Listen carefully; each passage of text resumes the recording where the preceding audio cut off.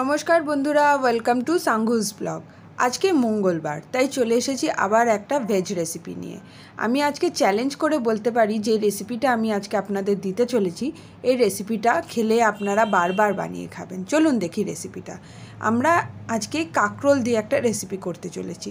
কাঁকরোলগুলো কীরকম হয় আপনারা দেখলেন, বাজারে গেলে ইজিলি পেয়ে যাবেন। ওগুলোকে আগে দু ভাগ করে কেটে নেব আমরা, নিয়ে ওটাকে কড়াইয়ের মধ্যে আমরা একটু সেদ্ধ করে নেব, হালকা একটু সেদ্ধ করে কাঁকরোলের ভিতরে যে দানাগুলো থাকবে ওগুলোকে চামচের সাহায্যে এরকমভাবে বের করে নেব। দেখতে পাচ্ছেন সব কাঁকরোলগুলোর দানাগুলো আমরা বের করে নিয়েছি। তারপরে আমরা সর্ষে, লঙ্কা এগুলো একটু বেটে নেব।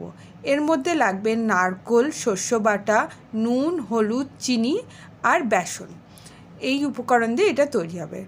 আমরা কড়াইয়ে তেল দিয়ে আগে এর পুরটা তৈরি করে নেব। পুরটা করার জন্য আমরা এই তেল দেওয়ার পরে আমরা সর্ষেটা দিয়ে দেবো, আর তার সাথে দিয়ে দেবো নারকেলের পরে আমরা হলুদ, নুন, চিনি এগুলো অ্যাড করব।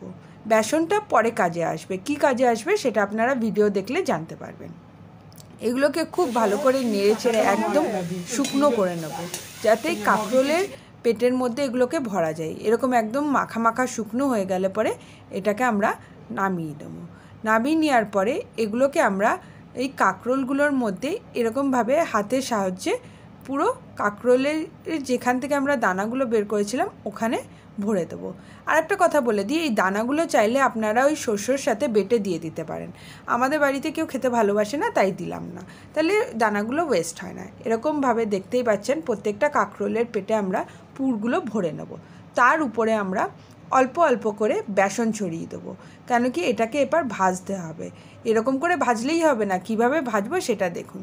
আমরা একটা বাটির মধ্যে বেসন নিয়ে নেব, সেই বেসনটাকে অল্প একটু নুন আর হলুদ দিয়ে গুলে নেব, মানে একটা পাতলা ঘোলের মতন তৈরি করব এগুলোকে ভাজার জন্যে। ঘোলটা ঠিক এরকম হবে।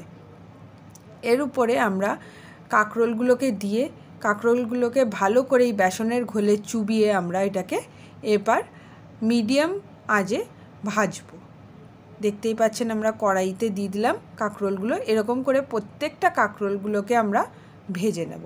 ভেজে নেওয়ার পরে এটাকে কিন্তু একটু লাল করে ভাজতে হবে, আর ধৈর্য নিয়ে একটু মিডিয়াম আঁচে ভাজতে হবে। ফ্লেমটা হাই করলে কিন্তু এটা পুড়ে যাওয়ার ভয় থাকবে। দেখতেই পাচ্ছেন আমরা খুব সুন্দর করে এগুলোকে ভেজে নিয়েছি। আর ভাজার পরে এটা দেখতে এরকম লাগবে, আর খেতে অপূর্ব লাগে। আপনারা একবার বানিয়ে খেলেই আপনারা বুঝতে পারবেন। ডাল ভাত আর এই কাঁকরোল ভাজা থাকলে পরে আর কিছু লাগে না। এই যে দেখছেন এগুলো কিছু পটলের সাথে আমরা করেছিলাম, কেন কি আমাদের পুরটা বেঁচে গেছিলো। সেম পদ্ধতিতে পটলেও করা যায়। দেখুন কি সুন্দর হয়েছে।